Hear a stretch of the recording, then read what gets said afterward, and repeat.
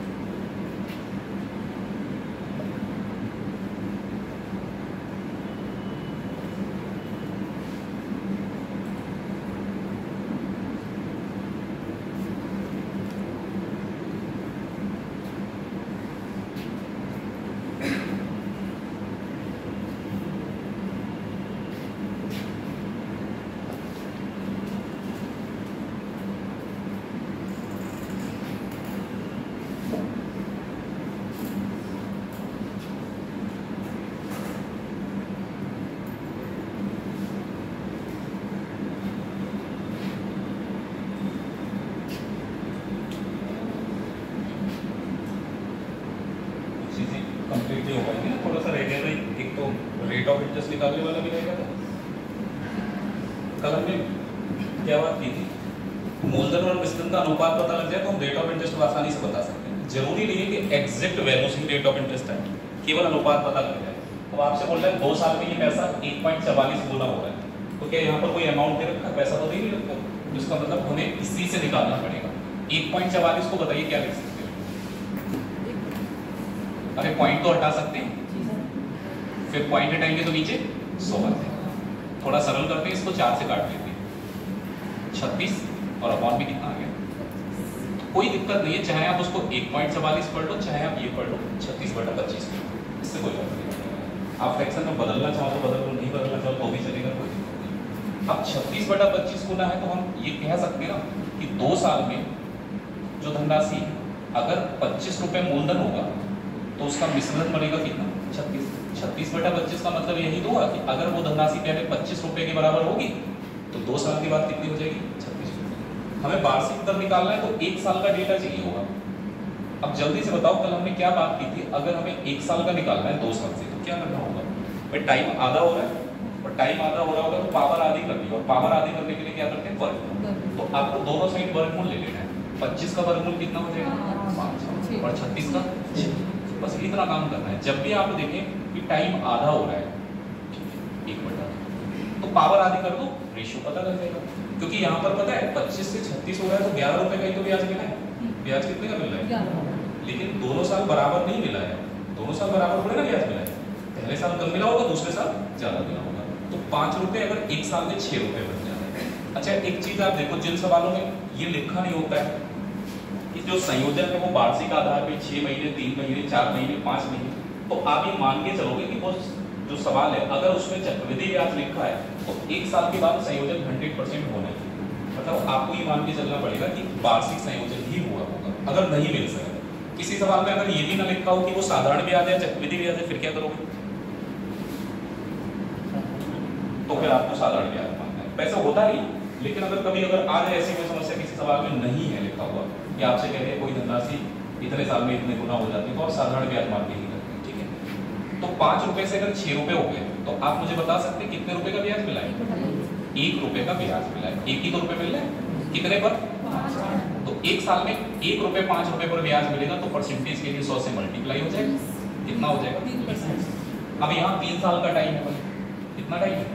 तो 3 से 3/8 को पहले सरल कर देते हैं, कितना आ जाएगा? 27/8 यही तो है ना। तो हमें पता है कि अगर हमारा मूलधन 8 रुपए होगा तो जो इसका मिश्रण होगा वो कितना हो जाएगा? 27 रुपए।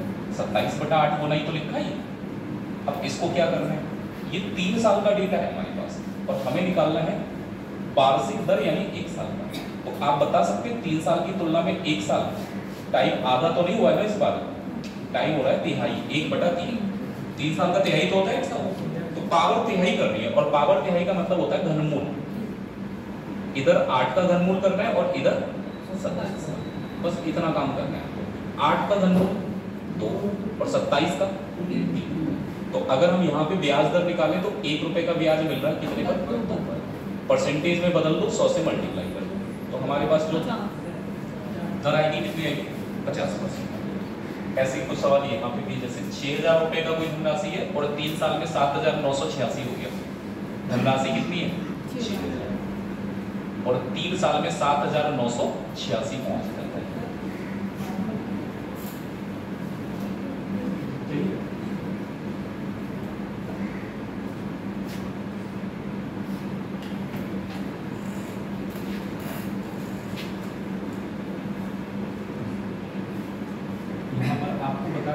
कितने साल की बात हो रही है?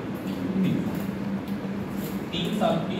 अगर हम मूलधन की बात करें तो 6000 है और मिश्रण की बात करें तो कितना है? 7986। लेकिन आप इसका वर्गमूल घनमूल नहीं निकाल पाओगे अभी, पहले इसका रेशियो निकालो, जो भी लगे आपसे आसानी से कट जाएगा। तो पहले तो देखो 6000 है तो मैं 6 से काट ले रहा हूँ, 6 से काटेंगे यहाँ आ जाएगा 1000 और 6 से अगर 7986 को काटेंगे तो 6 का 3 बार 6 का 3 बार 1331। ये 3 साल का रेशियो आया। अब ये आगे नहीं कटने वाला क्योंकि 11 का क्यूब है और ये 10 का क्यूब है। तो 11 का क्यूब है तो 11 के अलावा किसी और नंबर से तो कटना नहीं है, ठीक है। तो 3 साल का आपको रेशियो पता लग गया। हमें कितने साल का निकालना है? 1 साल। अब देखो चाहे इस बात को भाई याद करो कि 2 साल का दे रखा है, 1 साल का निकालना है, आधा करने पर वर्गमूल कर देना। 3 साल का दे रखा है, 1 साल का निकालना है तो घनमूल करो, ठीक है। तो आप यहाँ पर घनमूल करिए। 1000 का क्यूब रूट कितना होगा? 10 होगा। अरे क्यूब रूट 1000 का ना बताओ, ये तो पता होगा 1000 क्यूब किसका है? 1000 कितने का क्यूब होता है? और ये होता है। तो आप अगर यहाँ पे देखें तो 1 रुपए का ब्याज कितने पर है? परसेंटेज बनाने के लिए 100 से मल्टीप्लाई कर देंगे भाई। 10 रुपए से 11 रुपए हो रहे हैं 1 साल में, तो 1 ही रुपए तो ब्याज मिल रहा है 10 रुपए पर। तो आप परसेंट बनाएंगे तो कितना आ जाएगा? 10% आ जाएगा। इसको देखो, कोई धनराशि 4 साल में 4000 रुपए पहुंच गई। अब धनराशि तो पता है ही नहीं आपको, बस ये पता है कि 4 साल जैसे कंप्लीट होंगे तो ये हमारी धनराशि कितने हजार हो जाएगी? 4।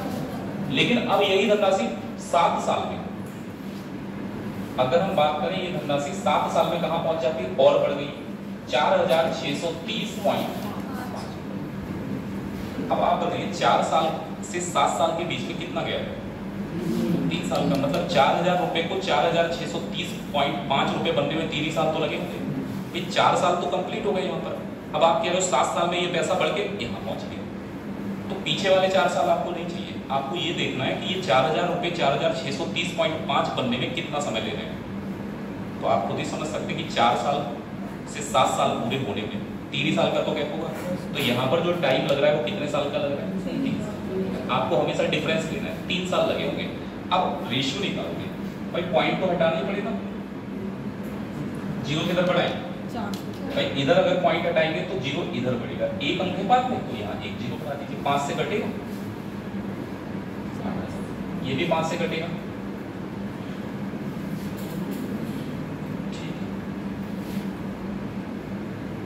हमें वार्षिक दर निकालना है तो 1 साल का डेटा चाहिए भाई। अब बताओ 8000 कितने का क्यूब है? ये तो पता होगा 8000। मैंने क्यूब रूट एक दिन पूरा पढ़ाया था, इसीलिए मैंने पता कि आगे जरूरत पड़ेगी। ये 20 का क्यूब होता है बेटा। क्यूब रूट तो निकालना भी बताया था। और ये वाला होता है 21 का। 9261 किसका क्यूब है? 21 का। और ये वाला किसका है? 20।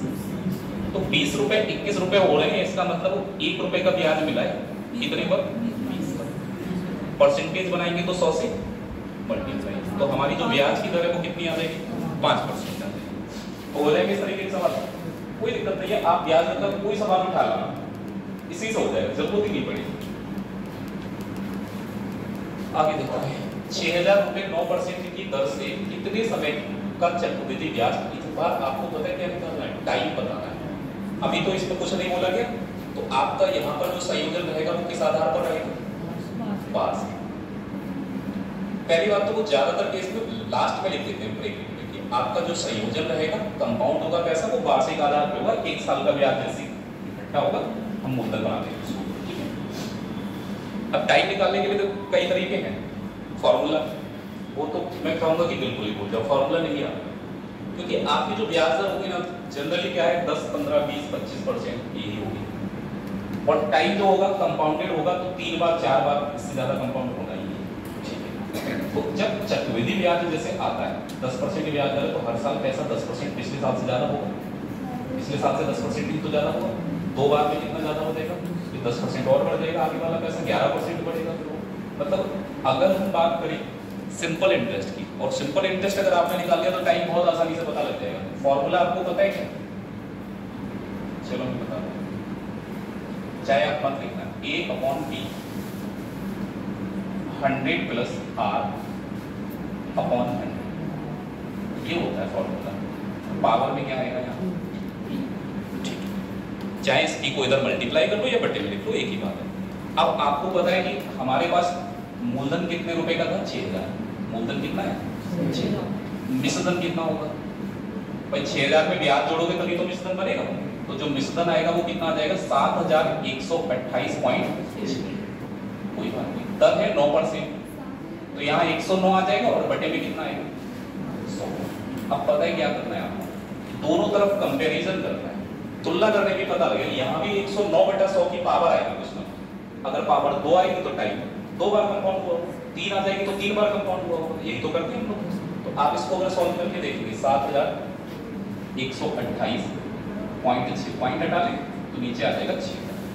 अब यहाँ पर आपको पता है कि पावर तो 100 की आगे ही आगे हर हाल में, सॉरी 1 0 पर 6 से काट ले रहे हैं, ऊपर वाला कट जाएगा 6 से, 6 का 1 बार, 6 का 1 बार, 6 का 8 बार 48, 4 6 का 8 बार और 6 का 1, ये 118 81 109 का स्क्वायर होता है। अगर नीचे वाला 100 का स्क्वायर है तो ऊपर वाला 109 का स्क्वायर होना ही होना है 100%, तो स्क्वायर बनना है इधर। अगर हम इसको लिखेंगे तो ये आ जाएगा 7, सॉरी काट के कितना आ रहा है 118 81 बटे 10 बराबर में है हमारे पास 109 बटा 100 की पावर 2। ठीक है, तो हमने ये चीज देख ली, इसका स्क्वायर है तो टी की वैल्यू कंपेयर करने पर कितनी आ जाएगी। लेकिन ये कब तक करते होगे, अगर 17 उत्तर आ गया, कोई ऐसा डेटा आ गया तुमसे स्क्वायर समझ में नहीं आया किसका है, तो ये तरीका आप छोड़, आपको तो पेपर में सवाल लगाना, बस बता दिया एक फॉर्मूला होता है ऐसा, इससे आप सवाल कर सकते हैं, लेकिन एग्जाम में जब बैठोगे तो आप कम से कम समय निकलना है।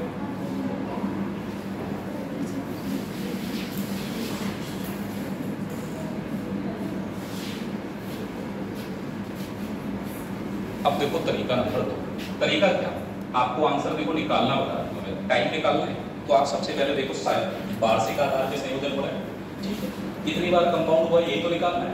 देखो वार्षिक आधार पे संयोजन हो रहा है तो 1 साल का ब्याज देख लो कितना है, ठीक, आपको वार्षिक संयोजन है तो 1 साल का केवल ब्याज देख लो कितना है, 9% ही तो है दर, ब्याज की दर कितने परसेंट है 9%, तो 6000 का अगर मैं 9% निकालूंगा तो ये हमारा कितना आ जाएगा 6 × 9 54, यानी 550, इतना ही तो है।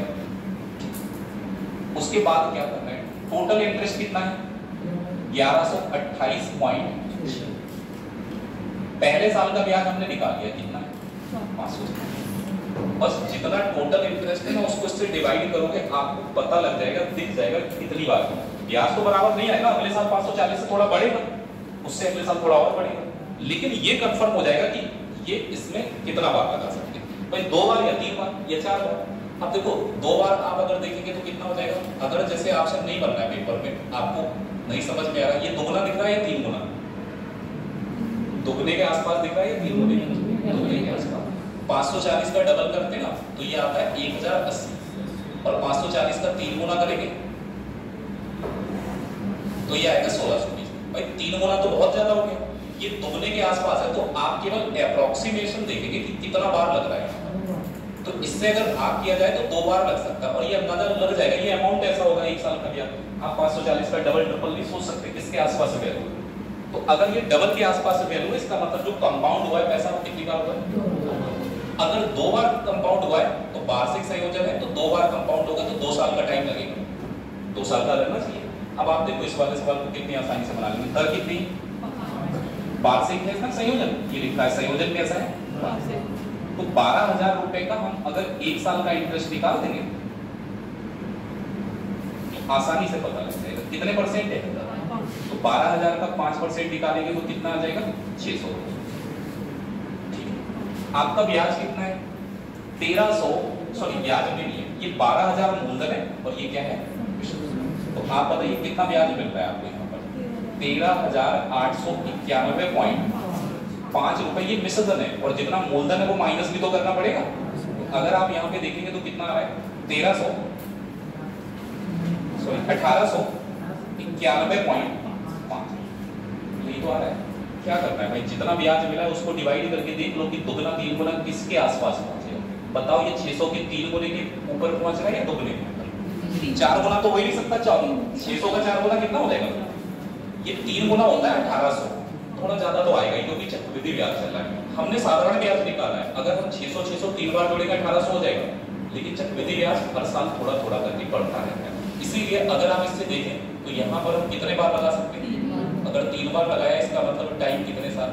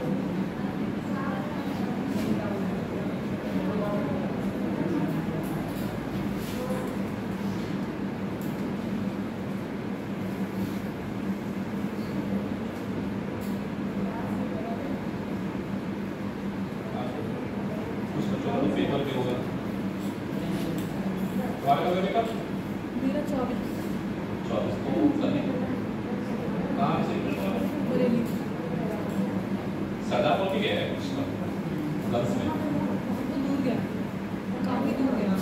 मतलब मंडल नहीं बोला था कि नहीं मंडल में है।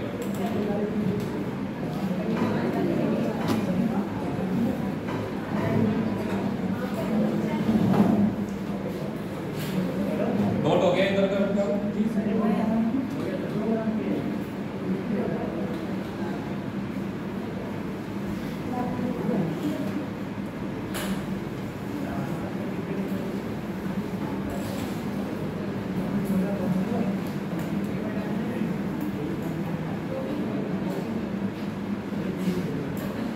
ये जो टाइम देखते हैं, ये मतलब देखते हैं किसका कितना गुना है ये। जैसे ऐसा होता है ना, ये एक अप्रॉक्सीमेशन मेथड है कि आप अंदाजा लगा सकते हैं कि 3 बार कंपाउंड होगा ना तभी तो 1800 प्लस पहुंचेगा, 4 बार कंपाउंड होगा तो 2400 प्लस पहुंच जाता, 2400 से ज़्यादा ज़्यादा 2500 हो जाता। तो ऐसा होता है ना कि रेट ऑफ इंटरेस्ट तो दे रखा होता है, तो हर साल थोड़ा थोड़ा करके बढ़ता है। एक साथ इतना थोड़ी ना बढ़ जाएगा कि 3 बार कंपाउंड हुआ तो 4 बार 4 गुना हो जाएगा। बाकी आपको फॉर्मूला तो बता ही नहीं।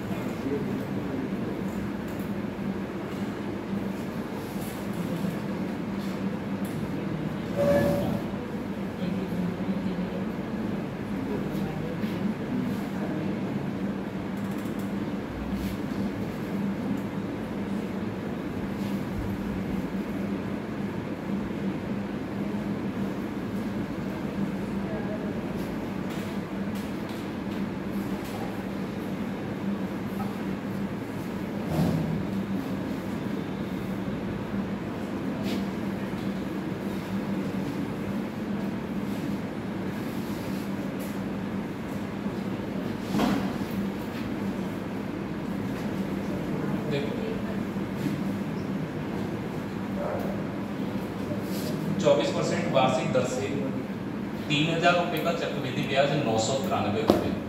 लेकिन एक बात बोली है इन्होंने कि जो संयोजन है वो 5 महीने के आधार पे होगा। ठीक है, आपको बताना क्या है, टाइम बताना है। तो अगर 5 महीने के आधार पे संयोजन होगा तो दर भी तो 5 महीने के हिसाब से चलेगी।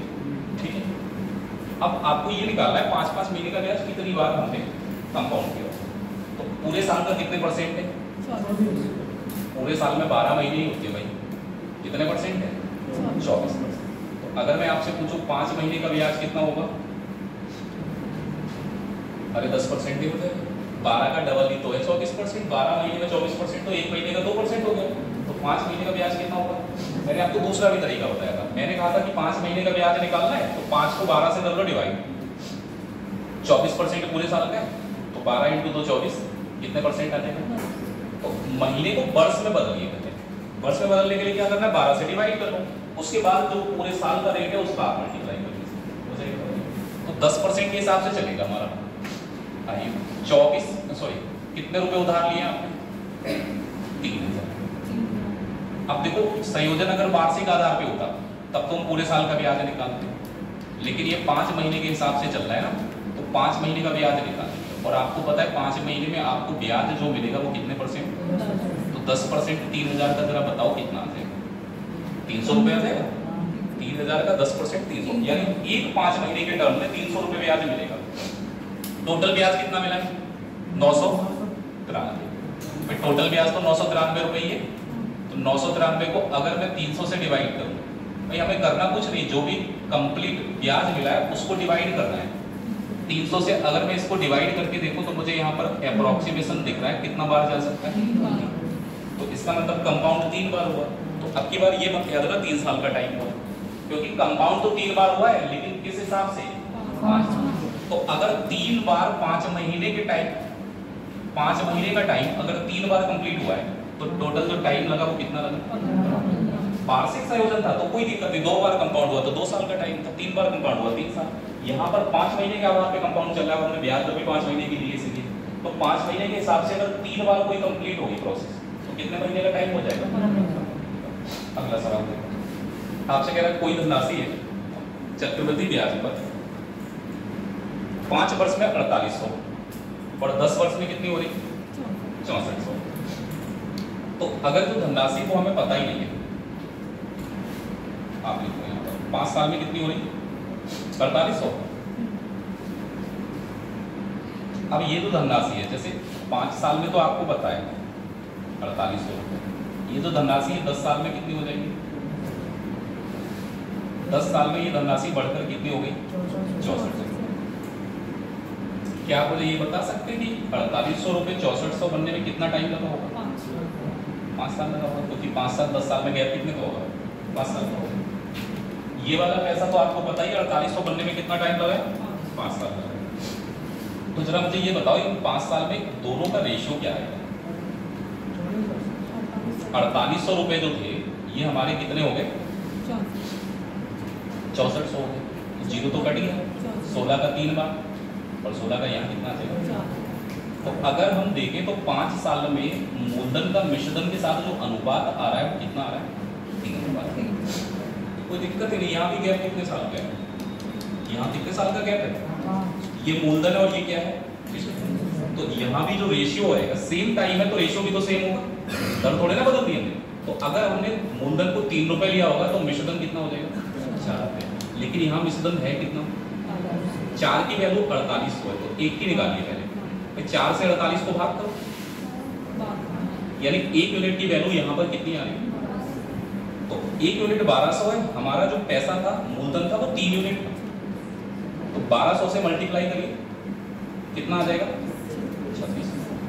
समझ पाए भाई? टाइम तो बराबर है तो रेशियो दोनों साइड पर। अगर 5 साल के गैप में मूलधन मिश्रधन का अनुपात यहाँ 3-4 है तो यहाँ भी तो 5 ही साल का गैप है, तो ये भी अनुपात क्या होगा? 3-4। आपसे कह रहा है 4 साल में कितना हो रहा है पैसा? 4 वर्ष में जो पैसा है वो हमारा कितना हो जाएगा? 5000। जो भी पैसा आपने लिया तो 4 साल में तो हो गया 5000। 6 साल में कितना हो गया? 6 साल में हो गया 6250। अब आप मुझे बताइए 5,000 रुपए को 6,250 बनने में 2 साल का ही तो टाइम लगा है। 5,000 रुपए को 6,250 बनने में कितना टाइम लगेगा? 2 साल, क्योंकि 4 साल यहाँ तक कंप्लीट हो गए, 6 साल यहाँ तक कंप्लीट हो गए, तो इनके बीच में जो गैप है वो कितने साल का है? 2 साल का है। और यहाँ पर जो गैप है वो कितने साल का है? तो इस बार रेशियो सेम नहीं होगा। यहाँ पर तो टाइम सेम था, टाइम गैप सेम था, यहाँ पर आपको 2 साल का डिफरेंस दिख रहा है, तो 2 साल का रेशियो निकालिए पहले। भाई 2 साल में 5,000 रुपए थे हमारे पास, और ये 5,000 रुपए हमने बना दिए 6,200। करिए, 0 तो कट ही जाएगा, 25 से हम काटेंगे, 25 का 2 बार 20 और 25 का 25 बार, अभी भी कटेगा। ये 5 से काटेंगे, 5 का यहाँ 4 बार और यहाँ 5 का, तो जो रेशियो आपको दिख रहा है ये कितना दिख रहा है? 4:5। ठीक है, 2 साल का है, लेकिन हमें जरूरत है गैप में कितने साल की? अब याद करो कि आपसे मैंने कहा था कि अगर टाइम डबल होगा तो क्या करना पड़ेगा? पावर को डबल करना होगा, स्क्वायर करना। 4 का स्क्वायर और यहाँ कितना आ जाएगा? 5। टाइम 3 गुना हो जाए, क्यूब कर लो, आधा हो जाए वर्गमूल कर लो, स्क्वायर क्यूब, सॉरी तिहाई हो जाए क्यूब रूट कर लो। अलग अलग कंडीशन पर आपको केवल यही याद रखना है कि अगर मेरे 2 साल का रेशियो पता है, मुझे 4 साल का चाहिए, तो डबल टाइम का चाहिए। डबल टाइम का मतलब 2 बार गुना हो जाएगी, 2 बार गुना का मतलब स्क्वायर हो जाएगा। तो आपका जो रेशियो आ रहा है यहाँ से 4 का स्क्वायर कितना होता है बेटा? और 5 का स्क्वायर, तो ये 16 और 25 के अनुपात में होगा। अगर ये मेरा मूलधन 16 यूनिट रहेगा तो जो मिश्रण होगा वो कितना होगा 4 साल में? 25। अब 25 की वैल्यू तो दे रखी है, 25 की वैल्यू कितनी दे रखी है? तो जरा आप बताओ 1 की वैल्यू कितनी आ जाएगी? 25 दूने 50 और 2 जीरो, 1 यूनिट की वैल्यू कितने रुपए आ रही? 200। आपको चाहिए मूलधन राशि यानी 16 की वैल्यू, तो 16 की वैल्यू निकालेंगे, 200 से मल्टीप्लाई कर दो, कितना आ जाएगा? 16 × 2 25।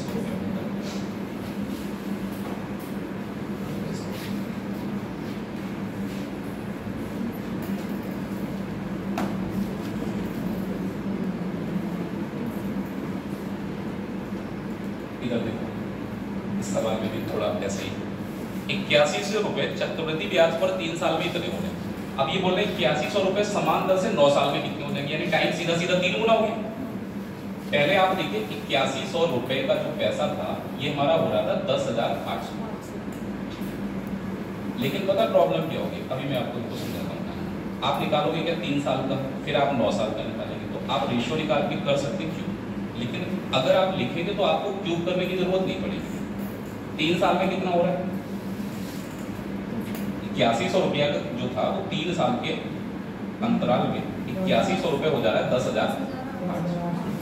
यही तो बोला गया, 3 साल में तो 10,800 हो गई, 3 साल में 10,800। आपसे कह रहा है कि 9 साल में बताइए कितना होगा, तो भाई 3 साल तक तो पहुंचेंगे, 9 साल में थोड़ा और बढ़ जाएगा, पैसा थोड़ा ही तो और बढ़ेगा, और 9 साल में ये पैसा कितना हो जाएगा यही तो पता लगाना है आपको। तो आप देखो यहाँ पर थोड़ा समझने की कोशिश करो, यहाँ गैप कितने साल का है? अब अगर यहाँ से मैं इसको कैलकुलेट करूंगा तो पूरे 9 साल का निकालना पड़ेगा। भाई ये वाला पैसा 9 साल में यहाँ पहुंचेगा, जबकि यहाँ से अगर कैलकुलेट करूंगा तो सिर्फ कितने साल का चाहिए? 6 साल। 3 साल तक तो हमें पता ही है, 6 साल और जोड़ देंगे 9 साल पूरे हो जाएंगे। तो भाई 6 साल का रेशियो आसान बनेगा, 9 साल का थोड़ा क्यूब में हो सकता है कैलकुलेटिव। तो दोनों तरीके सही है, आप चाहे तो डायरेक्ट भी निकाल सकते हो, जैसे 8100 रुपए है, आपको बिल्कुल ये लगता है हम 9 साल में डायरेक्ट निकालेंगे ये पैसा कितना हो जाए वो भी मैं बता दूंगा। पहले तो 3 साल का गैप निकालो कितना, 3 साल में रेशियो क्या आ जाएगा? 8100 रुपए और 10,800 का क्या रेशियो आएगा बेटा? दोनों कटना है, 9 से काटो 9 से काटेंगे 12। अब ये 3 से कटेगा 3 बार और ये 3 से कटेगा 4। रेशियो जो आ रहा है वो 3 साल में कितना आ रहा है? अब 6 साल में स्क्वायर हो जाता है, अगर हम 6 साल का निकालेंगे तो स्क्वायर ही तो हो जाएगा। 6 साल का अगर रेशियो निकालेंगे तो स्क्वायर कर लो, 3 का स्क्वायर और 4 का स्क्वायर, 3 का स्क्वायर और 4 का स्क्वायर, यानी 9:16 के अनुपात में होना चाहिए अगर 6 साल का गैप है। इसी तरह से तो यहाँ पर गैप कितने साल का है, तो इनका जो रेशियो होगा वो क्या होगा? 9:16। अगर ये 9 रुपए होंगे तो ये वाले कितने हो जाएंगे? अब यहाँ 9 की वैल्यू देखो कितनी, 10,000। तो एक की निकाल सकते हैं 12 गुना 12 नहीं में 108 यानी कि 1200 रुपये। एक यूनिट की वैल्यू कितनी आ रही है? 1200 रुपये। आप भाग करेंगे 9 से तो 12 बार में ये कट जाएगा और 2 जीरो बचेगा। अब निकालना क्या है आपको? ये निकालना है 16 की वैल्यू। तो 16 की वैल्यू भाई निकालिए। क्या करना पड़ेगा? एक की वैल्यू 1200 तो 1200 से करिए 16 × 2 32, 16 और 3 19, यानी कि ये जो पैसा है 19,200 रुपये बचेगा। आपका ये जो पैसा है बढ़ते बढ़ते 19,000 कितना हो जाएगा? 200। ये था पहला। आपसे मैंने क्या कहा? मैंने कहा आप 9 साल का डायरेक्ट भी देख सकते हैं। क्यूब ही तो होगा इसका। 3 का क्यूब कितना होता है? 27 और 4 का क्यूब कितना होता है? 64। अगर 9 साल का डायरेक्ट निकालेंगे तो ये क्यूब के रेशियो में पहुंचेगा। अब 27 की वैल्यू 8100 है तो एक की वैल्यू कितनी आ गई? 300। एक की वैल्यू कितनी आ गई? 300 आ गई। तो 64 की निकालेंगे तो भी 300 से मल्टीप्लाई करना पड़ेगा। अब 64 और 300 की मल्टीप्लाई कर लेना, यही आएगा 19,000। तो कोई फर्क नहीं, आप डायरेक्ट निकालेंगे 9 साल का तब भी चलेगा, आप क्यूब कर ले। लेकिन अगर आप यहाँ से यहाँ तक का रास्ता देखेंगे तो सिर्फ 6 साल का ही है। तो 6 साल का निकालेंगे तो आप हो सकता है ओरल भी कर लो इतना काम कि आपने देखा 8100 से 10,800 पहुंच रहे हैं और हो जाती है कैलकुलेशन इतनी कि हाँ ये 3 4 के अनुपात में।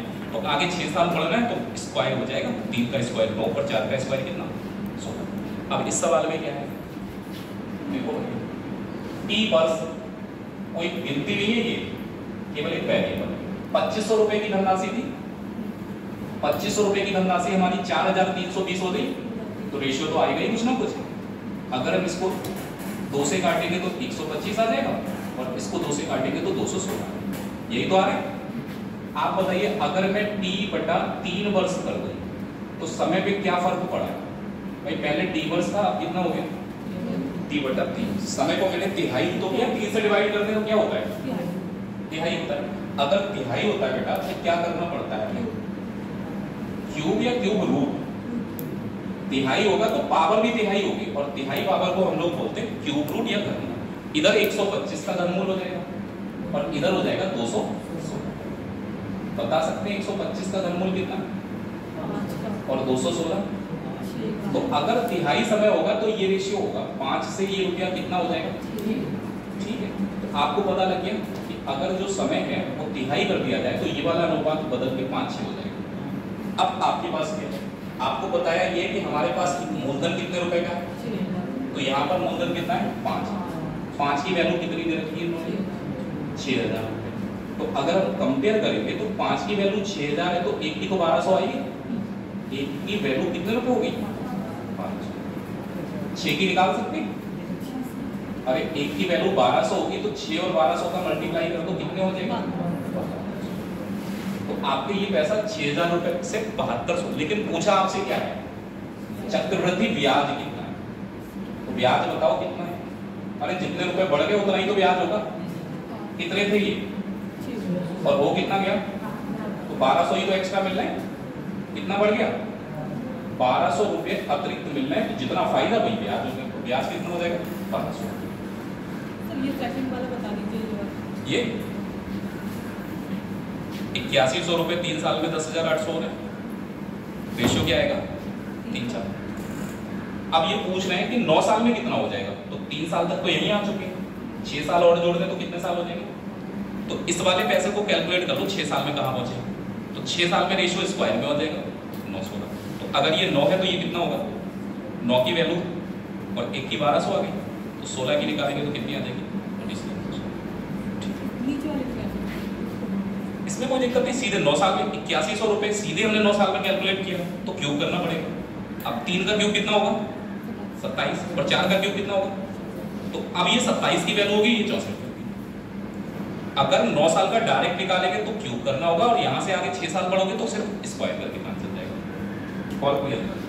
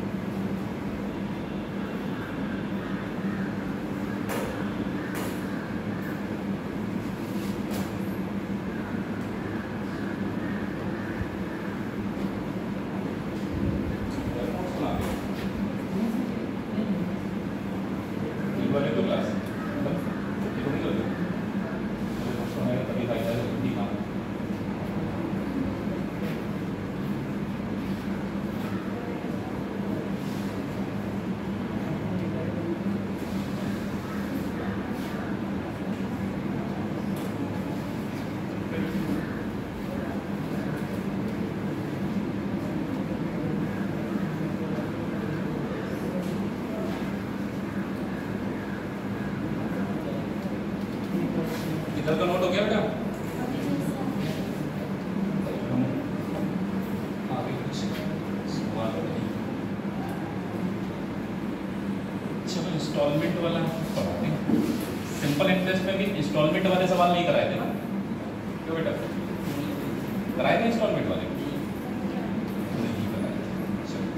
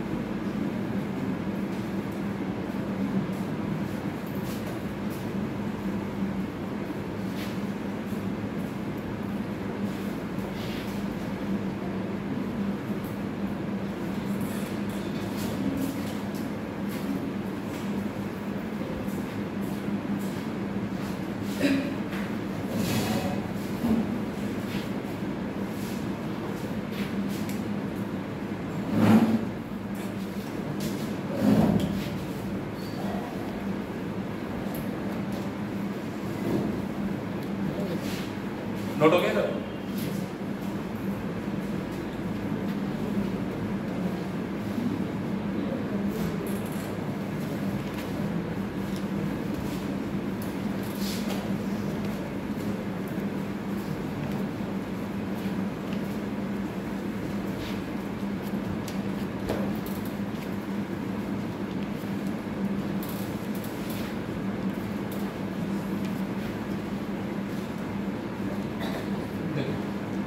अगर हम किस्तों पे कोई चीज़ लेके आ रहे हैं तो रेट ऑफ इंटरेस्ट क्या है, कैसे निकालें?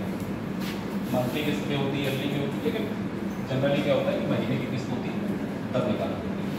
अब जैसे यहाँ पर आप देखिए, बहुत छोटा सा सवाल है, 10 रुपये की कोई पेन जिसकी कीमत थी, भुगतान कैसे किया? 11 महीने तक 1 रुपये मासिक किस्त थी, 11 महीने में 1 रुपये अगर आप देंगे तो कितने रुपये पेमेंट हो गया?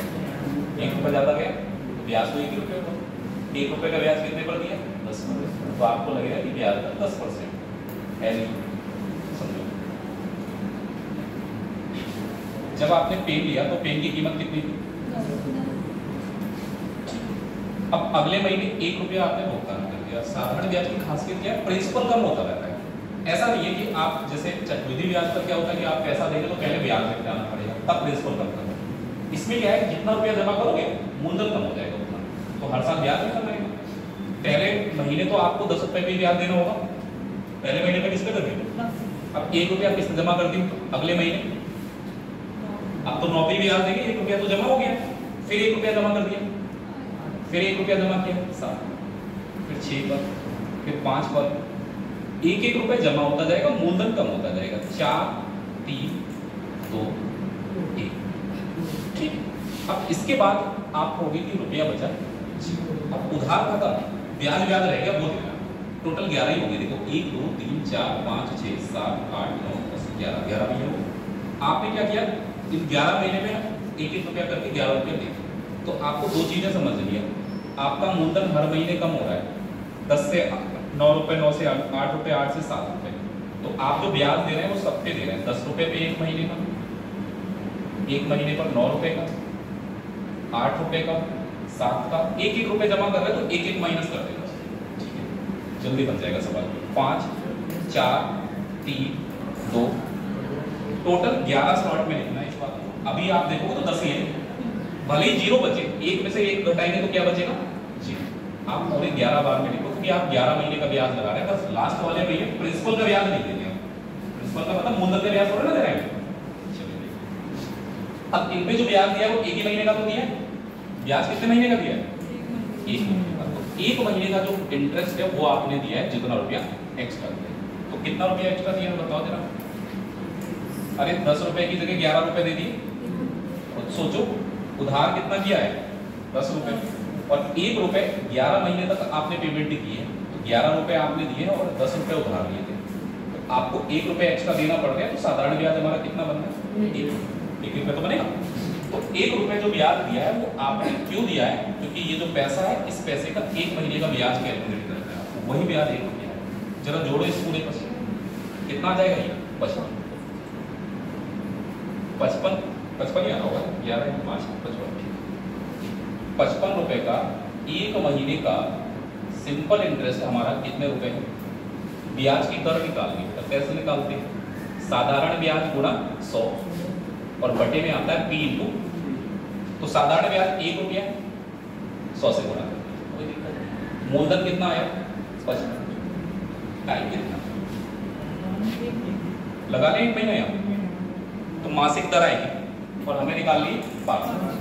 तो महीने को वर्ष में बदलने के लिए 12 से भाग कर लो, यानी 1 महीना ना लगा के 1/12 अब कट जाएगा। ये 5 से काटेंगे तो यहाँ 11 आ जाएगा, और इसको 5 से काटेंगे तो ये 12 और 20 का गुणा कर लो, 240/11, 11 दूनी 22, 11 एकम 11, 21 सही 9/11% का ब्याज दिया है आपके पास। हमें लग रहा है हमने 1 रुपये ज़्यादा दिया, 10% ही तो हुआ है, लेकिन एक्चुअल में कितने परसेंट है? तो किस्तों वाले में तो पता क्या होता है, जब आपकी किस्तें बनती है तो आपको लगता आसान है, लेकिन रेट ऑफ इंटरेस्ट अच्छा खासा लगा होता है। कभी कैलकुलेट करना, आपकी जिस जो भी वैल्यू हो, जिस चीज़ की किस्त पे अगर कोई चीज़ आपने ली तो रेट ऑफ इंटरेस्ट कैलकुलेट करते हैं। यहाँ क्या है? 10,000 रुपये की कोई चीज़ है, अब 2000 रुपए तो आपने कैश दे दिया, या कह सकते डाउन पेमेंट कर दिया। तो 10,000 में 2000 डाउन पेमेंट कर दिया तो कितना बचा? तो उधार तो 8,000 हुआ है, जो भी ब्याज देंगे वो किस पर देंगे? अब आपकी किस्त कितने महीने की है? सॉरी 9 महीने की किस्त है, और एक किस्त कितने की है? अब आप समझिए, पहले महीने 8,000 पे ब्याज दोगे, फिर 1,000 जमा कर दिए, फिर 7,000, फिर 1,000 जमा कर दिया 6,000, फिर से 1,000 जमा कर दिया 5,000।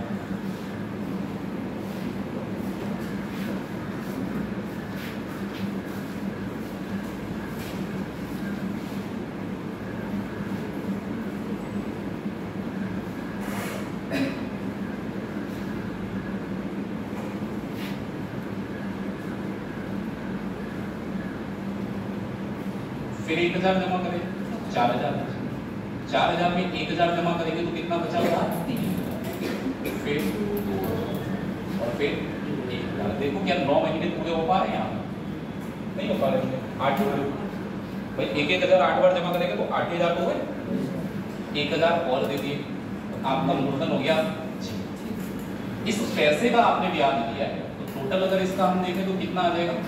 8 1 9, 9 × 4 36,000, 36,000 रुपए आ रही है। अब 36,000 रुपए पे हमने ब्याज दिया है 1। बताओ कितने रुपए ब्याज जा रहा है आपसे? बता सकते हैं कितने रुपए ज्यादा दिए? अरे 8,000 रुपए का सामान है और 9 महीने तक आपने 1,000 रुपए की किस्त बना ली, तो आपने 8,000 के बदले कितने दिए? तो आप यहाँ से बता सकते हैं कितने रुपए एक्स्ट्रा गए? 1,000 रुपया आपका एक्स्ट्रा जा रहा है। तो ये जो ब्याज आ रहा है ये कितने रुपए का आएगा? 1,000 रुपया। अब इसको ऐसे लिखी करने की जरूरत नहीं, अपने आप लगा लो। 9 किस्तें 9,000 की हुई, 8,000 रुपए उधार करके 9,000 चला गया तो 1,000 रुपए ज्यादा गया, वो ब्याज दर निकाल ली, रेट ऑफ। चलो साधारण ब्याज इंटू 100, साधारण ब्याज कितना है? 1,000, और नीचे क्या आएगा? P into T। तो बताइए सिंपल इंटरेस्ट तो 1,000 रुपए है, इंटू में 100 आएगा। मूलधन कितना है हमारा? 36,000, और समय लगाएंगे 1/12, क्योंकि महीने में नहीं लगा सकते आप समय, आपको वार्षिक दर निकालने के लिए वर्ष में लगाना। तो 12 के 36, 3 जीरो तो हम काट दे रहे हैं ऊपर वाले, तो 100/3 आ गया, और 100/3 होता है 33 सही 1/3% वार्षिक। ये तो साधारण ब्याज की दर निकालने का।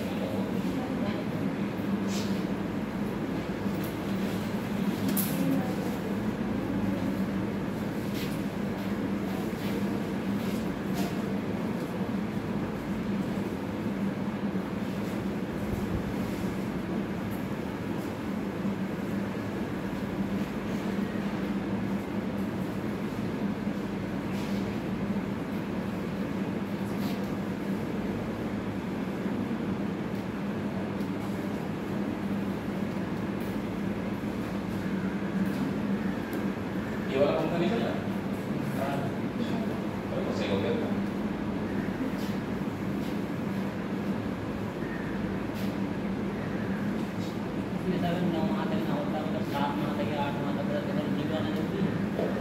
नहीं ऐसा जरूरी नहीं है, ये मतलब एक प्रक्रिया है। हमने 9 महीने तक का ब्याज दिया, जैसे यहाँ पर हमने 9 महीने तक का ब्याज दिया, तो 1 महीने 8,000 का, 1 महीने 7,000 का, 1 महीने 6,000, 1 महीने जरूरी थोड़ा जीरो बचे, हो सकता है लास्ट में 100 रुपये बचे, कोई जरूरी नहीं है जीरो बचे। मतलब 9 महीने कंप्लीट आपको दिखाना तो भाई हमने किस रुपए का ब्याज दिया है।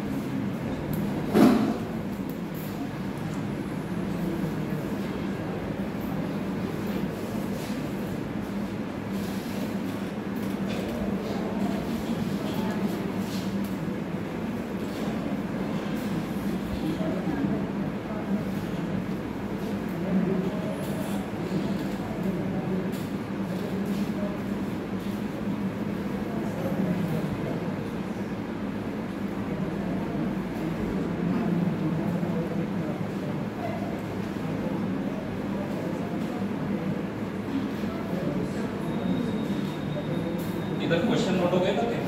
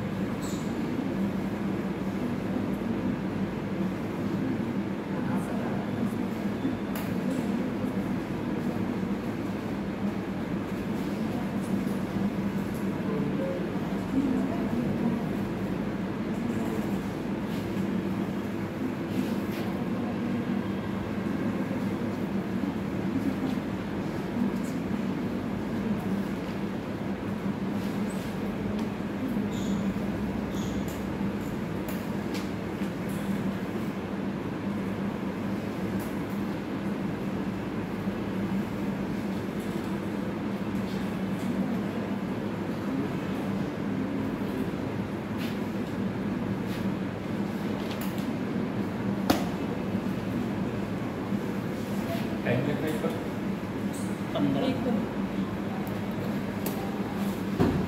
देखो किस्त कैसे निकालते हैं साधारण किया जाए।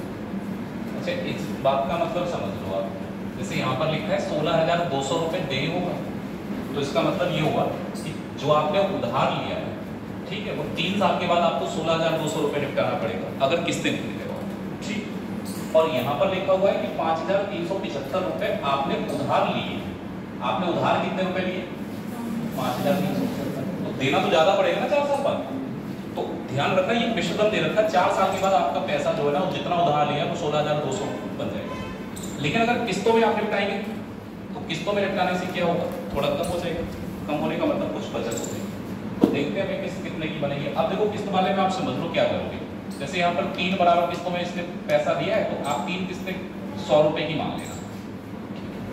1 किस्त हो गई, 2 किस्त हो गई और 3 किस्त। ध्यान से समझ लेना एक ही बार में, क्योंकि बार बार 100 रुपए की 3 किस्तें देनी है, तो टोटल 300 रुपए ही तो जाएंगे। अगर आप किस्तों में निपटा रहे हैं, मैंने 100 रुपए की किस्त मान ली, तो 300 रुपए मेरे पास से जा रहे हैं।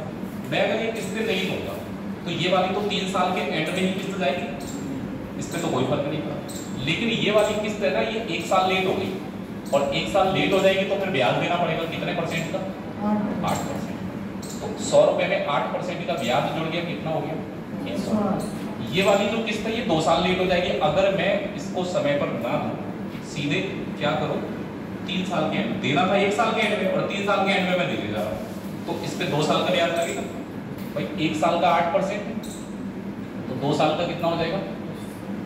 16% ब्याज देना पड़ेगा इस वाली किस्त पर। यानी कि अगर 3 साल के बाद जाएंगे तो 116 देने पड़ेगा। तो टोटल कितना रुपया देना पड़ रहा है आपको? 324। अगर आप किस्तें दे रहे हैं तो 300 में निपट जाता है, और किस्तें नहीं दे रहे तो कितने में निपटेगा? 24 रुपए बढ़ गए।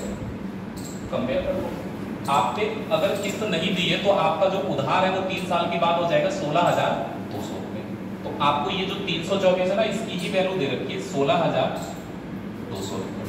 जरा आप इसको देखो ध्यान से, जब भी 324 है ना, तो 162 का डबल ही तो होता ही है। हाँ ठीक है, आप इसको देख लेना, 1 यूनिट की जो वैल्यू आएगी वो 50 रुपए है, भाग करके देखिए। अरे देखो ये इसका आधा है, 162, आधा 100 कितना होता है? 50 रुपए। तो आप चाहे जैसे मैं वैसे कैलकुलेट करके देख लेना। मैंने 324 की वैल्यू अगर 16,200 रुपए, तो 1 की वैल्यू कितनी होगी? किस्ती तो बता नहीं, किस्त कितने रुपए की मान दी आपने? 100 रुपए। तो 1 की वैल्यू 50 रुपए है, तो 100 की कितनी आ जाएगी? 100 गुणा 50 कितनी आ जाएगी? अब तरीका समझो, ये तो केवल समझाने की बात नहीं, आपको करना पेपर में कैसे वो समझ लो। 4 किस्तें ली ना, मतलब 20-25 सेकंड से ज्यादा का सवाल है। दर कितनी? आपकी किस्त हमेशा 100 रुपए नहीं, 5% दर है, तो 5 जोड़ते जाओ। 100 + 105, फिर 5 जोड़ेंगे तो 110, फिर 5 जोड़ेंगे तो 100। आपको 4 साल के बाद कितना रुपया देना पड़ेगा? यानी कि 430। 4 साल के बाद कितना देना पड़ेगा? और जबकि किस्त कितने की? 100 की। अब ये होता है समझाने के लिए मैंने चलो इतना कर दिया कि आप ये समझ पाए कि अगर किस्त हम टाइम पे नहीं दे रहे तो उस पर ब्याज चलेगा। 1 साल लेट करोगे किस्त तो 1 साल का ही तो ब्याज जाएगा। इस वाली पे 1 साल लेट करेंगे, सॉरी 2 साल लेट हो जाएगी ये वाली किस्त, क्योंकि 2 साल का ही तो ब्याज है। ठीक है, किस्त कैसे दी जाती? पहले साल के एंड में, फिर दूसरे साल के एंड में, फिर तीसरे साल के एंड में। हिसाब आगे हो गया। चलो 430 की वैल्यू कितनी दे रखी है? 4 साल में देखो ये लिखा है 5160।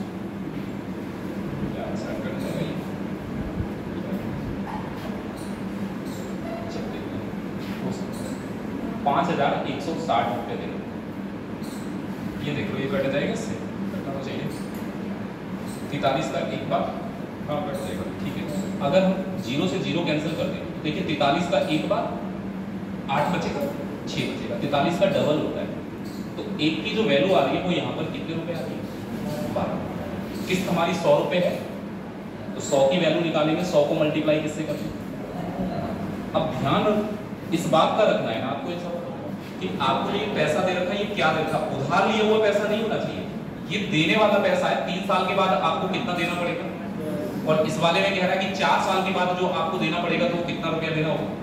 तो हम भी वही काम कर रहे हैं, हम 100 रुपए की किस्त मान लेते हैं, हम देख लेंगे कितना देना पड़ेगा, किस्त नहीं देंगे भाई। एक किस्त तो टाइम पे ही जाएगी, जो 3 साल सबसे लास्ट वाली किस्त है वो तो लास्ट में वैसे ही जानी है, उसको छोड़कर बाकी सब पे 5-5% जोड़ते जाओ। जाओ, 100 में 5 जोड़ेंगे 105, 110, 115, 5वीं किस्त होती तो और 5 जोड़ेंगे। यानी कि अगर हम ये किस्तें नहीं देंगे तो आपको 4 साल के एंड में 430 रुपया देना पड़ता। आपने 4 साल के एंड में कितना बताया उधार बनेगा 5100, तो एक की वैल्यू कितनी आ जाएगी?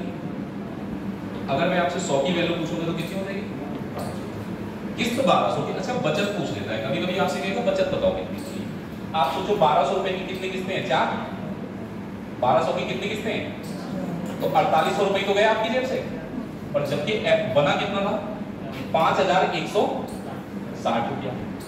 तो कम जा रहा है ना पहले से रुपया। कितना रुपया कम हो गया? 360।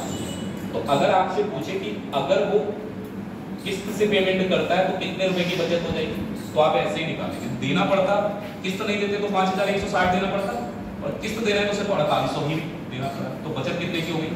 360 रुपये। ये सवाल हो सकता है। यहाँ पर ये उधार लिया हुआ पैसा, हमने कहा 5% की दर से कितने साल के? 4 साल के। 5% की दर से जरा 4 साल का ब्याज बता दोगे? अरे 5% की दर से 4 साल का ब्याज कितना हो जाएगा? 20%।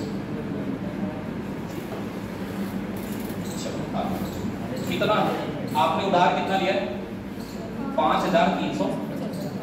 अब आप मुझे बताइए 20% अगर ब्याज मिलेगा तो 4 साल के बाद, जब 4 साल कंप्लीट होंगे तो 4 साल के बाद ये जो पैसा है 20% तो ब्याज हो गया, तो आपका जो उधार है यानी कि जो मिश्रण बनेगा वो कितने परसेंट बनेगा? 120%। ये आपने जो पैसा उधार लिया है वो है, इतना ही थोड़ा वापस करो, इससे तो ज्यादा करना पड़ेगा। ब्याज बढ़ रहा है कितने परसेंट? तो 20% बढ़ा के वापस करना पड़ेगा आपको। कितने साल के बाद? 4 साल। तो 4 साल के बाद अगर मैं आपसे पूछूं कितना देना पड़ेगा, तो 20% ज्यादा देना पड़ेगा, यानी 120 बटा, ये कटेगा 20 से 6 बार, और ये 20 से कटेगा कितने बार? 5 बार। 5 का 1 बार, ठीक है, 5 का 7 बार 35, और 5 का 5 बार 1075 गुणा 6, 6 × 5 30, 6 × 7 42, और 3 43, 450 हो गया। तो आपको पता है कितने रुपए वापस करने पड़ेंगे? 6450। कब वापस करोगे? 4 साल के बाद। लिया उधार इतना, अभी केवल आप ये मत समझो किस्त निकाले, आप ये सोचो कि इतने रुपए उधार ले लिया हमने किसी से, आपको 5% की दर से 4 साल के बाद वापस करना है, तो 20% ब्याज वापस करना पड़ेगा उसका। तो 120% जब मैं वापस करके आऊंगा तो कितना होगा? 6450। अब आगे की बात कीजिए, ब्याज की दर आपको 5% दी होगी, तो शुरुआत कर दें। 100 में 5 जोड़ेंगे, फिर जोड़िए 10, फिर कितना आ जाएगा? यानी कि 4 साल के बाद अगर किस्त 100 रुपए होगी, हमारी किस्त कितने रुपए की है? 100 रुपए। किस्त अगर 100 रुपए की होगी तो 4 साल के बाद अगर किस्त नहीं देंगे आप तो वापस करना पड़ेगा कितना? 400। हमारे हिसाब से तो इन्होंने कहा कि वापस कितना करना है? 6000। तो 430 की वैल्यू दे रखी है 6450। जीरो कैंसिल हो जाएगा, करते 100 में 43 का एक बार 11 बचेगा, 3 पंजे 15, सॉरी 43 का एक बार 215 बचेगा, 43 का 5 बार, यानी 1 यूनिट की वैल्यू कितनी आ गई? 15। आप 43 से भाग कर लीजिए, 15 बार लगेगा। किस्त हमारी कितने रुपए है? 100 रुपए। तो 100 रुपए की किस्त निकाल दो 15 रुपए के हिसाब से, 100 में 15 से मल्टीप्लाई कर लें। अगर हम 100 की वैल्यू निकालेंगे तो 100 × 15, यानी कि जो किस्त बनेगी वो कितने की बनेगी? 15। इससे समझ तरीका आगे फॉर्मूला लिखा देंगे, खाली चक्कर काट लो, फिर सवाल ज्यादा।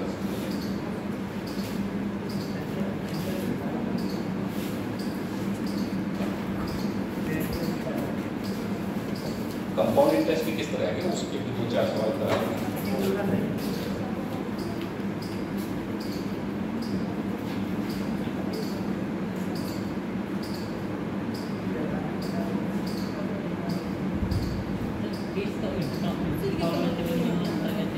कहते हैं इंस्टॉलमेंट को ही हिंदी में किस्त कहते हैं, लेकिन इसमें तो फायदा मतलब आपका मतलब ये है कि किस्त में देंगे तो नुकसान होगा भाई, किस्त में देते हैं तो प्रिंसिपल यानी मुद्दत कम होता रहता है, ब्याज कम देना होता। अब एक पैसा लिया आप सीधे 4 साल के बाद वापस करने जाओगे तो उस पूरे पैसे का ब्याज चल रहा है, थोड़ा थोड़ा देते रहोगे तो ब्याज बढ़ता है।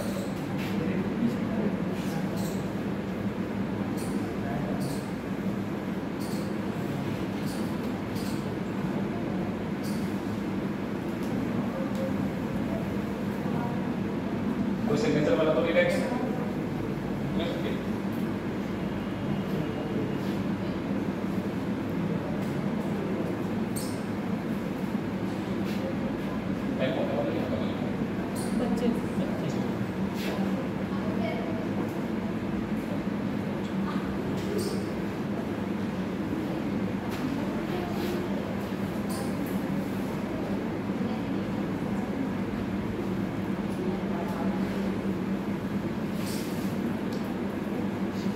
निकाल लोगे सिंपल इंटरेस्ट की।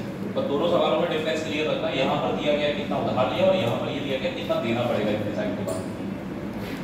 और ये जो वैल्यू निकालते हैं ये वो वैल्यू है जो आपको देनी पड़ेगी अगर किस्त नहीं दे रहे हो।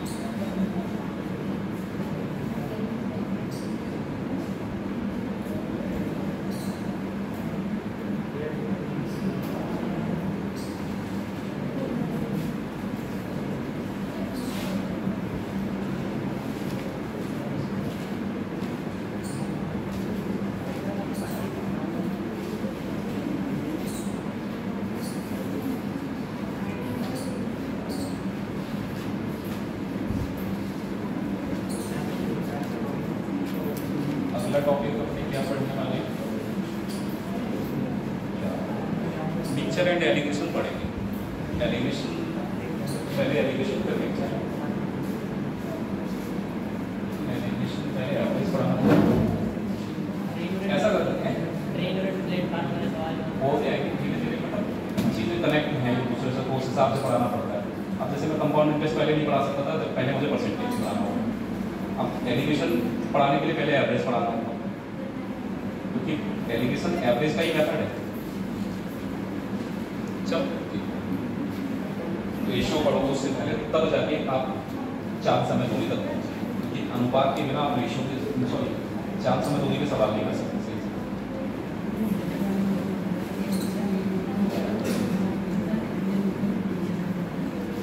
टॉपिक अभी क्या क्या बचे? स्पीड टाइम डिस्टेंस, मतलब कोई ट्रेन 4 टाइम डिस्टेंस सब उसी में आता है। Working time, pipe and mixture allegation, average, ratio, partnership. Arithmetic में तो इतना ही बचा है। और एज प्रॉब्लम्स देख लेना, शायद रीजनिंग वाले सर पढ़ाए तो मुझे बता देना, क्योंकि आप पढ़ोगे सेम चीजें, लगभग सवाल वही होंगे। थोड़ा बहुत ही मतलब बता देना, अगर पढ़ना हो तो मैं पढ़ा दूंगा, कोई दिक्कत नहीं। मतलब तरीके थोड़े बदल रहे हैं, मैं अपने मैथ वाले तरीके से पढ़ा रहा हूँ और थोड़ा तो टॉपिक कॉमन है ना, मैथ को नहीं लिखा।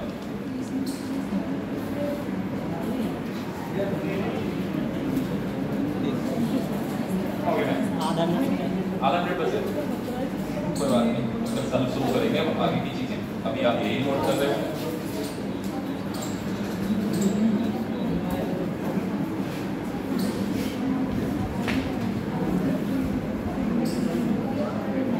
ये बात तो समझ में आ गई होगी, 8-8 रुपए क्यों बढ़ रहे हैं किस्तों पे?